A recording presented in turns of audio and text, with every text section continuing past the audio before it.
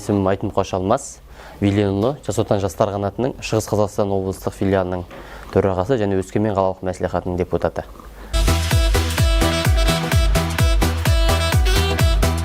Партияға келудегі басты мақсатым және ондағы жолым мынау ел қамы мен мемлекеттің мүддесі үшін Жас Отан жастар қанатының белсендісі бола жүріп, осы партиялық жолды таңдадым. Себебі Нұр Отан партиясы арқылы биік белестерді бағындырғым келеді.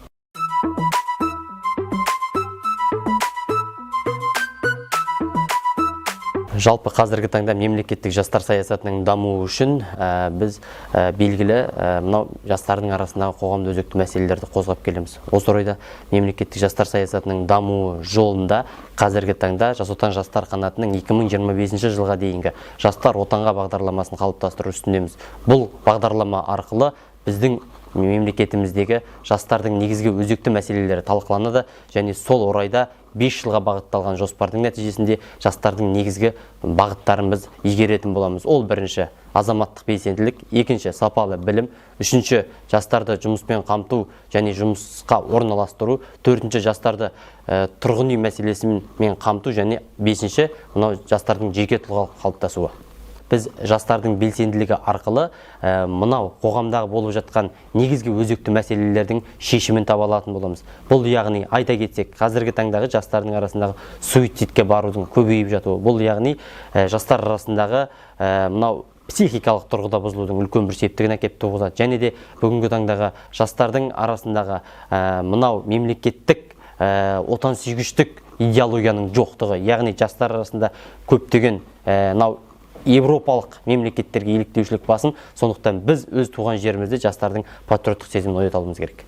Қазіргі таңда біз бірінші қалып бара жатқан тұсымыз бұл жастардың патриоттық идеологиялық тұрғыда патриоттық сана сезімінің жетіспеуі. Яғни біз бұны мектеп табалдырығын аттағаннан қазіргі қызметке орналасқанға дейінгі жастардың арасында біз бұл сатын қалыптастырып үлгеруіміз керек. Себебі жастардың патриоттық елге, жерге, мемлекетке, мынау өзінің отанына деген ішкі сезімі қалыптаспай, ол өзінде және өзін өмір сүріп жатқан қоғамда да ол сыйлап құрметтеуі екіталай. Сол себепті біз жастардың қазіргі таңдағы идеологиялық тұрғыда бәсекеге қабілетті жастарды қалыптастыра отырып, мынау патриоттық сана сезімін жоғары деңгейде ұстайтын болсақ, мынау өткен тарихымызды қастерлейтін, бүгінгі күнімізде тәуелсіз мемлекетіміздің бар екендігін және мемлекеттің осындай даму үстіндегі Қазақстанымызды көтеретін жастарды қалыптастыру арқылы біз жастардың мынау болашақтың қалыптасуына үлкен септігін тигізетін боламыз.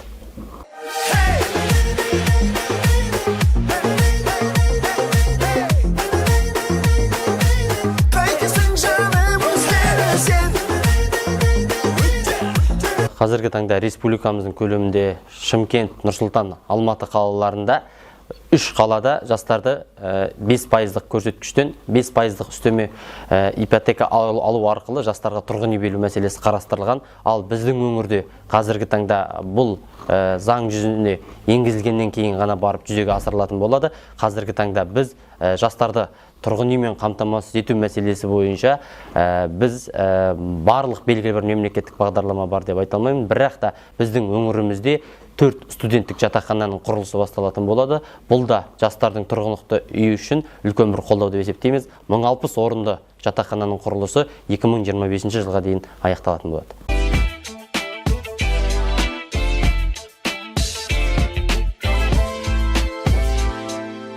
Қазіргі таңда жастардың арасында жұмыссыздық жоқ деп айта алмаймын. Себебі біздің облысымызда 5,6 мың жас жұмыссыз болып табылады. Бұл яғни жастардың белгілі мамандықтарды таңдай алмауы, не болмаса сол мамандық аясында белгілі қызметке орналаса алмауы. Себебі қазіргі таңда жастардың арасында жұмыссыздықтың бірден-бір себебі ол мемлекеттік бағдарламалардың және таңдаған мамандығы бойынша қай өңірде және қай тұрғылықты аумақта жұмыстың бар екендігін білмеуі. Біз осы тұрғыда агитациялық жұмыстарды жүргізу арқылы жастарға жаңа жұмыс орындарын ұсынуымыз қажет. Және сол жұмыс орындары арқылы осы жұмыссыздық мәселесін біз төмендетуге атсалысуымыз керек деп есептеймін. Нұр Отан партиясы бұл демократиялық партия болып құрылғанымен қазіргі таңда халықпен бірге жұмыс жасау үстінде. Жалпы демократия дегеніміз халық пен билік арасындағы өзара тікелей байланыс, алтын көпір десек болады. Себебі халықтың мұң-мұқтажын билік тыңдамаса, билік халыққа жағдай жасамаса, ешқандай демократия болады деп ойламаймын. Себебі халық пен билік арасында өзара байланыс болған жағдайда демократия болады.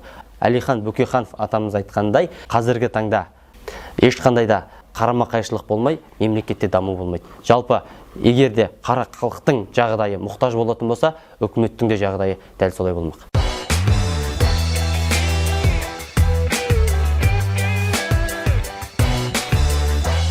Партияның бұл басым бағыты жалпы сайлау кезінде ғана қалыптасқан үрдіс деп айта алмаймын. Себебі қазіргі таңда қарап отырсақ, Нұр Отан партиясының және өзге де партиялардың өзіндік жұмыстары жүргізілу үстінде. Осы орайда агитациялық жұмыс дегеніміз бұл біздің партияның, яғни партиялардың халыққа көрсететін қызметі. Сол арқылы халық кім қандай партия, қандай жетістіктерге жетеді, қандай халыққа жағдай жасайды, қай халықтың мұң-мұқтажын тыңдайды. Сол арқылы халық сол өзінің таңдаған партиясын таңдап, сол сайлауда жетістікке, жеңіске жетіп жатады.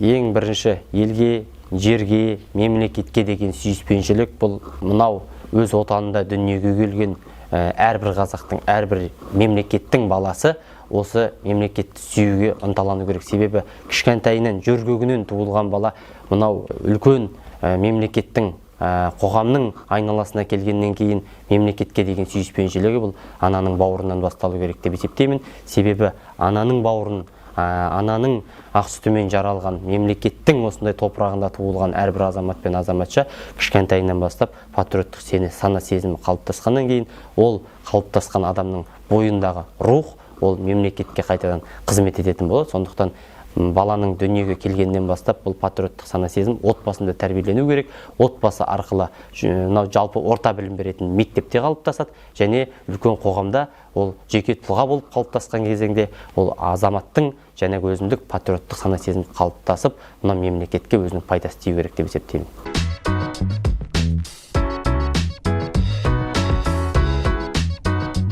Қазіргі таңда өзге де партиялас және басқа да партияның әріптестерімізбен былайша айтқанда өте тығыз қарым-қатынастамыз. Себебі қазіргі таңда Өскемен қаласында 23 депутат сайланса, соның ішіндегі Ақжол және басқа да партиялардың құрамынан жас депутаттардың құрамы сайланған. Біз партиялармен бірлесе отырып қазіргі таңдағы халықтың негізгі мәселесін көтереміз. Яғни ол дегеніміз жалғыз Нұр Отан партиясы емес, өзге де мемлекетіміздің партиялары арқылы бір ғана мақсат, бір ғана мүдде, ол халықтың жағдайы, әлеуметтік тұрмысы және оның бүгінгі таңдағы өмір сүру сапасының деңгейі.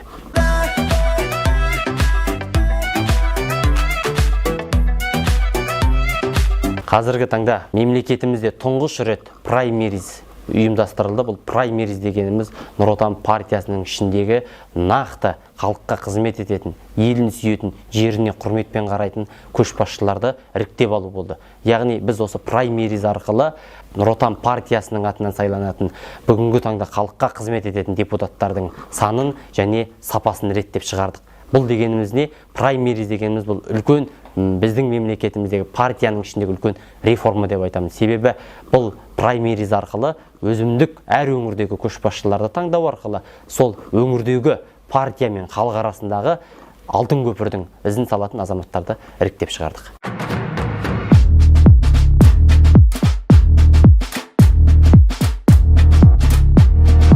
Жалпы Нұр Отан партиясы жанынан құрылған бұл Жас Отан жастар қанатының ұйымы. Яғни бұл бүгінгі таңда бәріміз білеміз, пандемия кезеңі басталғалы бері біз біргеміз жалпыұлттық республикалық акциясы аясында Жас Отан жастар қанатының белсенділері әлеуметтік жағдайы төмен, көп балалы отбасы және де Ұлы Отан соғысының ардагерлеріне осы пандемия жағдайында азық-түлік себеттерін тасып, анау қоғам арасындағы бетперде кию мәселесінде осы халықтың бүгінгі таңдағы денсаулығына үлкен баса мән беріп, дәрігерлерімізді ардақтайық акцияларын ұйымдастыру арқылы қазіргі таңда Жас Отан жастар қанаты үлкен қолдау беріп жатыр деп есептеймін. Жалпы Жас Отан жастар қанатының басты мақсаты мынау республикамыздағы, өңіріміздегі көшбасшы жастардың басын біріктіру арқылы, бір арнаға тоғыстыру арқылы мемлекетке деген, елге деген, жерге деген сүйіспеншілікті қалыптастыра отырып, мынау партияның беделіне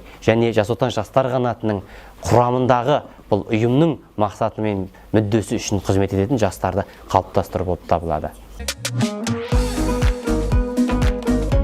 Жалпы қазіргі таңда менің мамандығым бұл өзімнің еліме деген, өзімнің жеріме деген қызығушылықтан туындайды. Біз осы арқылы негізгі межеге, негізгі мақсатқа жететін боламыз.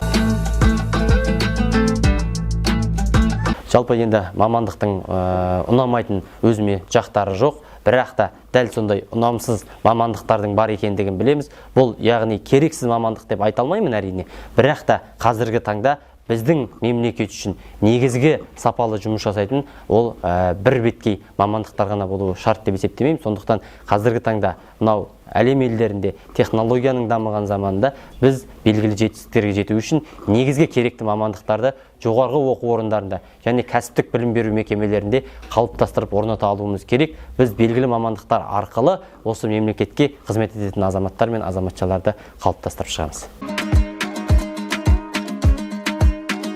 Партия ішіндегі әрбір қызметкерге, ол мемлекеттік тұрғыда емес, жалпы партияның тарапынан қаражат төленеді, ал Жас Отан жастар қанатының белсенділеріне ешқандай да қаражат төленбейді. Бұл жеке азаматтық позиция арқылы, жеке елге деген, жеке өзінің халқына деген азаматтардың сүйіспеншілігінің арқасында жас буынның бүгінгі таңдағы аға ұрпақ пен қазіргі жас буынның арасындағы байланысты орнату болып табылады.